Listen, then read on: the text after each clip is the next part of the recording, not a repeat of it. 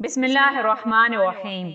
دنیا میں آنے والا ہر آدمی خود کو کامیاب بنانا چاہتا ہے اور کامیابیوں کی حصولیابی کے لیے ہر ممکن جتن کرتا ہے، اور جب من مرضی کی چاہت پوری ہو جاتی ہے تو سمجھتا ہے کہ اب وہ کامیاب ہو گیا۔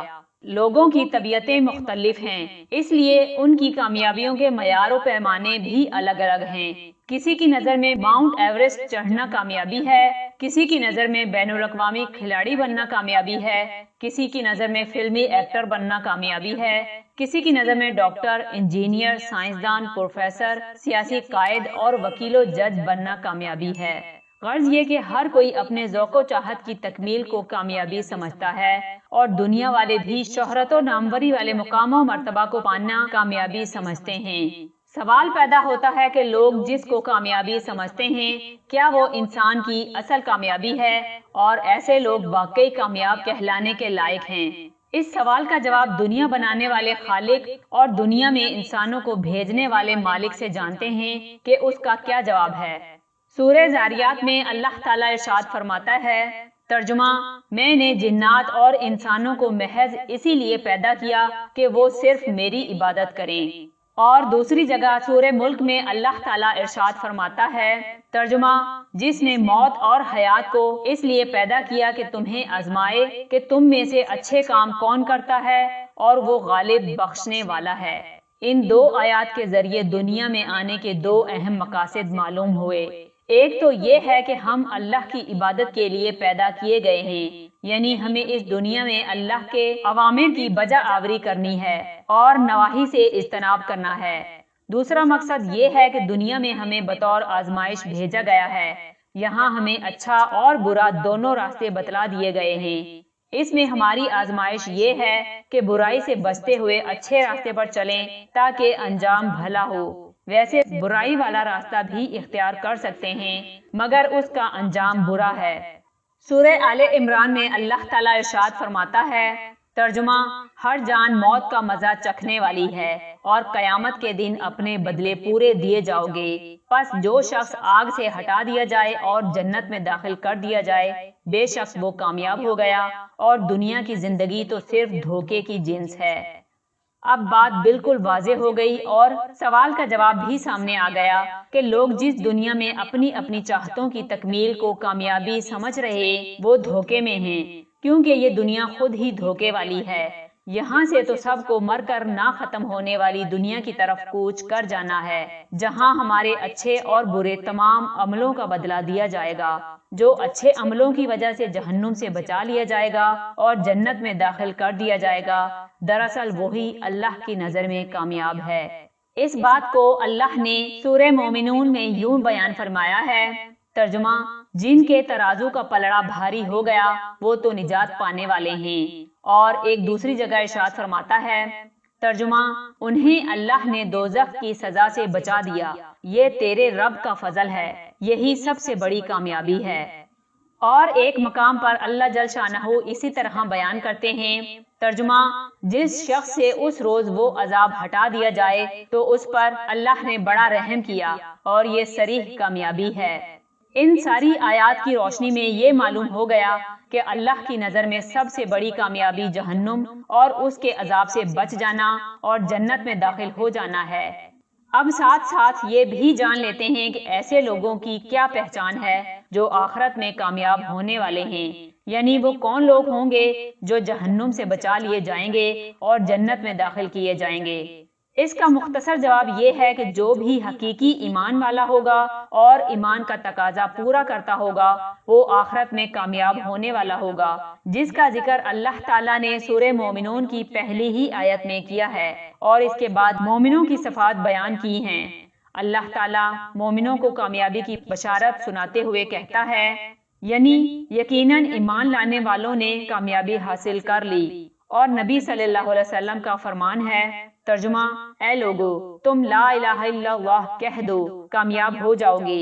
ایمان کے ساتھ ہر چھوٹی بڑی نیکی آخرت میں کام آئے گی اور کامیابی دلانے میں مدد کرے گی۔ یہاں ان سارے اعمال کا احاطہ ناممکن ہے، تاہم ان چند اعمال صالحہ کا ذکر کیا جاتا ہے جن میں خصوصیت کے ساتھ کامیابی کا ذکر کیا گیا ہے۔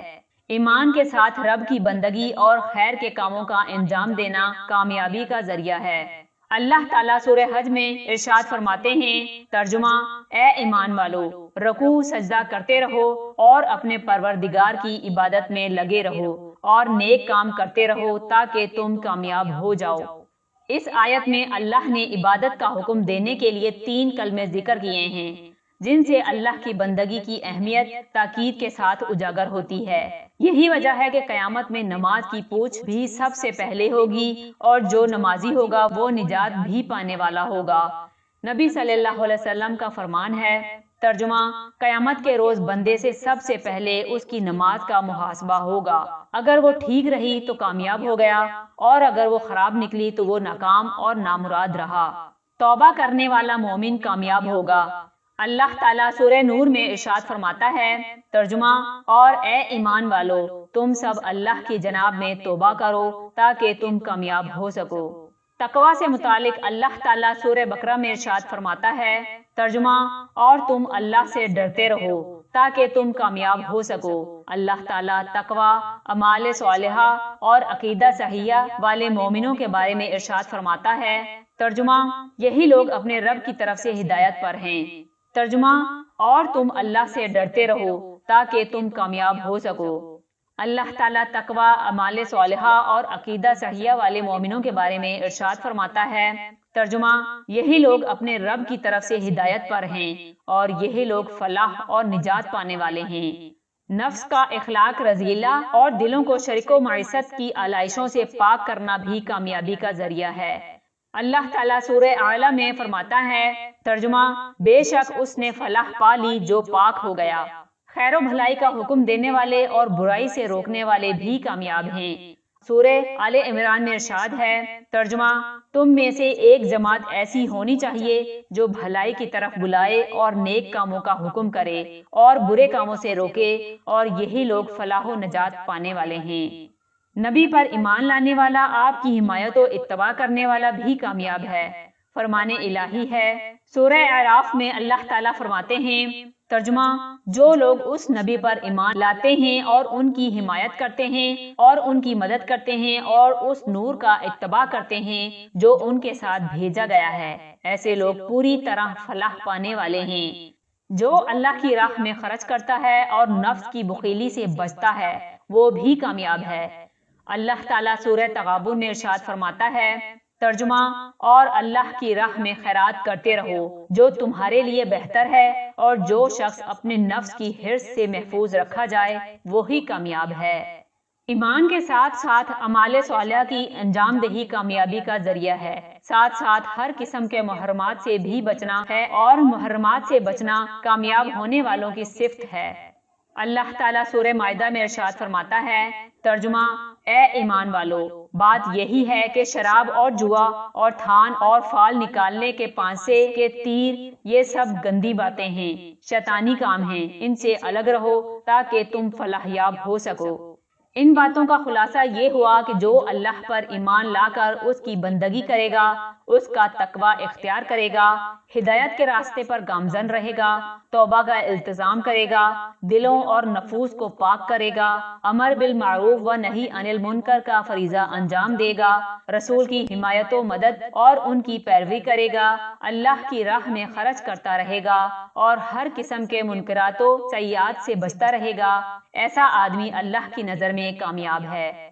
آخرت میں اس کی نیکی کا پلڑا بھاری ہو جائے گا، جہنم سے بچا لیا جائے گا اور جنت میں داخل کیا جائے گا، جو آخرت کی سب سے بڑی کامیابی ہے۔ نیز جو ایمان میں داخل نہیں ہوگا یا برائے نام ایمان لا کر اعمال صالحہ سے دور ہوگا، رب کی بندگی نہیں کرے گا، کفر و عصیاں کی راہ پر چلے گا، فحش و منکرات کا ارتکاب کرے گا، حرام خوری اور حرام کاری میں ملوث ہوگا، دنیا میں ظلم و فساد اور لہو لعب میں مگن شیطانی چال ڈھال والا ہوگا، ایسے لوگوں کو ان کے بائیں ہاتھ میں جہنم کا پروانہ ملے گا اور گھسیٹتے ہوئے جہنم کی آگ میں پھینک دیا جائے گا۔ دراصل یہی لوگ دنیا میں خود کو کامیاب کہلانے والے تھے، مگر آخرت میں انہیں منہ کی کھانی پڑے گی اور اپنی ناکامی کا دن اور اس کی سزا بھگتنی پڑے گی۔ ایک آخری اور بہت اہم نقطہ یہ ہے کہ کیا اسلام دولت کمانے سے روکتا ہے؟ کیا عہد و منصب حاصل کرنے سے منع کرتا ہے؟ کیا دنیاوی علوم کا حصول ممنوع ہے؟ کیا دنیاوی اور سائنسی ترقیوں میں مسلمان حصہ نہیں لے سکتے؟ ان باتوں کا جواب یہ ہے کہ ہم دولت بھی کما سکتے ہیں، عہدہ و منصب بھی حاصل کر سکتے ہیں، عصری علوم سے فیضیاب بھی ہو سکتے ہیں، اور ترقی یافتہ سے ترقی یافتہ انسان اور سائنسدان بن سکتے ہیں۔ بس ہمیشہ یہ خیال رہے کہ ہم مسلمان ہیں۔ ایک مسلمان کی جو ذمہ داریاں ہیں وہ نبھا کر آپ دنیا کے وہ سارے کام کر سکتے ہیں جن سے اسلام نے ہمیں منع نہیں کیا، بلکہ ایک اچھا مسلمان چاہے تو تمام شعبہ حیات میں اپنی قوم کی مدد کر سکتا ہے۔ مثلاً ڈاکٹر غریب بیماروں کی مدد کر سکتا ہے، وکیل بے گناہ لوگوں کو بچا سکتا ہے، اور سائنسداں مسلمانوں کے مفاد میں نئی سہولیات فراہم کر سکتا ہے۔ عموماً لوگ دنیاوی کامیابیوں سے ڈھیر سارے پیسے کمانا چاہتے ہیں تاکہ عیش و عشرت کی زندگی گزار سکیں۔ اسلام نے اپنے ماننے والوں کو دولت کمانے سے کبھی نہیں روکا، بلکہ اس کام پر ابھارا ہے اور تجارت کے اصول بتائے ہیں۔ حلال طریقے سے کوئی جس قدر دولت حاصل کرنا چاہے اس میں کوئی برائی نہیں ہے۔ جیش اسرا کی تیاری کے موقع پر حضرت عثمان غنی رضی اللہ تعالیٰ عنہ نے رسول اللہ صلی اللہ علیہ وسلم کی خدمت میں 1000 دینار یعنی 4 کلو سے زائد سونے کی مقدار یعنی کروڑوں کی مالیت پیش کی تھی، جس پر آپ صلی اللہ علیہ وسلم نے فرمایا کہ آج کے بعد عثمان کو کوئی برائی نقصان نہیں پہنچائے گی۔ آخر اس قدر مال عثمان رضی اللہ تعالیٰ عنہ کے پاس کہاں سے آیا؟ یقیناً وہ کمائے ہوں گے۔ رسول اللہ صلی اللہ علیہ وسلم نے ان کو زیادہ مال سے منع نہیں کیا، بلکہ زیادہ خرچ کرنے کی وجہ سے خوش ہوئے۔ آپ ذرا سوچیں، مسلمان مال نہ کمائیں تو اسلام کا چوتھا رکن زکوٰۃ کا نظام کیسے قائم کیا جائے گا؟ فقراء، مساکین، محتاجوں، بیواؤں، یتیموں، مقروضوں اور ضرورت مندوں کی مدد کیسے کی جائے گی؟ مساجد کی تعمیر کیسے ہوگی؟ مدارس کیسے چلیں گے؟ جہاد پر کہاں سے خرچ کیا جائے گا؟ اور علماء و مبلغین کی تنخواہوں کا انتظام کیسے ہوگا؟ ان کے علاوہ بھی بہت سارے مالی مصارف ہیں۔ غرض یہ کہ اسلام میں جائز طریقے سے پیسے کمانا کوئی معیوب نہیں ہے، اور زیادہ سے زیادہ پیسے کمانے کے لیے بڑی سے بڑی ڈگری اور بڑے سے بڑا منصب حاصل کر سکتے ہیں، بشرط یہ کہ آپ مسلمان رہیں، اسلام کا تقاضا پورے کرتے رہیں اور مال کو مستحق حضرات میں بھی خرچ کرتے رہیں۔